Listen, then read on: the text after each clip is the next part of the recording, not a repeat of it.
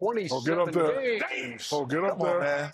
How can you miss 27 games and jump like that on the first game back? Zion Williamson was supposed to redefine basketball. Instead, he's become one of the NBA's most polarizing figures, caught between moments of brilliance and a career riddled with uncertainty. With only 100 games played and a max contract in his pocket, Zion is the league's biggest mystery. How did the Pelicans' future franchise player end up as their biggest question mark? And what happens if they keep waiting for a breakthrough that might never come? From the moment Zion took the court in high school, he wasn't just a player, he was a spectacle. At Duke, he became a viral sensation, dominating highlight reels with impossible dunks and a charisma that had the world watching. By the time the Pelicans drafted him first overall, he wasn't just a rookie, he was the next LeBron. When healthy, Zion has delivered. His second season was historic, 27 points per game on 61% shooting, making him one of the most efficient scorers in league history. His combination of size, speed, and skill is unmatched. But here's the problem. Zion's brilliance shows up in flashes, not consistency. Zion Williamson's career has been defined by the question what could have been. After a dominant college season and a grand entrance into the NBA, it felt like the Pelicans had secured a future MVP, but injuries, especially tied to his weight, have kept him from living up to that potential. Zion Williamson, he looks fat. Zion Williamson went to the free throw line. Ladies and gentlemen, I saw a belly. I mean, damn. Damn. What's up, Zion? Rewind all the way back. When this guy's getting drafted, we knew he was going to New Orleans. It was a weight concern. That was bad then. New Orleans is a place that just gives help. That's a place that you go to gain 10 pounds. You go out there and drink, have a good time. That's what the culture is in New Orleans. So to put that kid in a situation like that, expect them to thrive, that was the first mistake. So he's the best talent in the draft. I'm not going to draft him because of New Orleans is one of the fattest cities in the USA. Right. But I'm not going to draft him because, come on, Boogie. I mean, listen, we can't make no excuses now. That's what you do. You want to be He great. doesn't want to be great. You want to play very, very long, not get your money and then fold. He doesn't. Zion has the problem what I told my kids. I can't want something more than you want it for yourself. Right. Everybody wants Zion to get in shape except Zion. How can the team want something more for him than he wants it for himself? Right. That's why they put in his contract. Look how they got in his contract that he has to hit weight clauses. Since entering the NBA, Zion has played in just 35% of possible games. That's right, 35%. It's hard to call someone the future of the league when they're sitting out more than half of every season. And it's not just that he's missing games, it's that the injuries seem to be recurring. Zion's explosiveness is his greatest weapon, but it's also his biggest liability. His size and speed make him unstoppable on the court, but they also put a tremendous strain on his joints and muscles.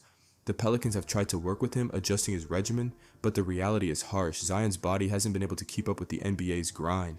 If Zion can't stay on the court long enough to establish a rhythm, how can the Pelicans build a contender around him? And how long can New Orleans continue to bank on his potential when every season brings more questions than answers? The more it keeps happening, the more questions grow about his future and the team's direction. But Zion's struggles aren't just physical, they've also been deeply personal.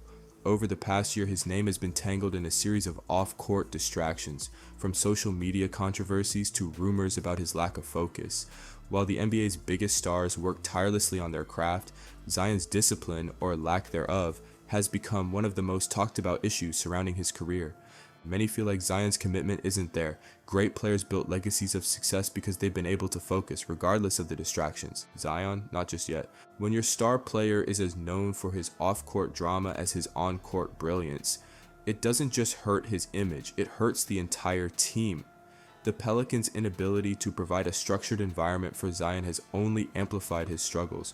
New Orleans has failed to hold Zion accountable in ways other franchises might.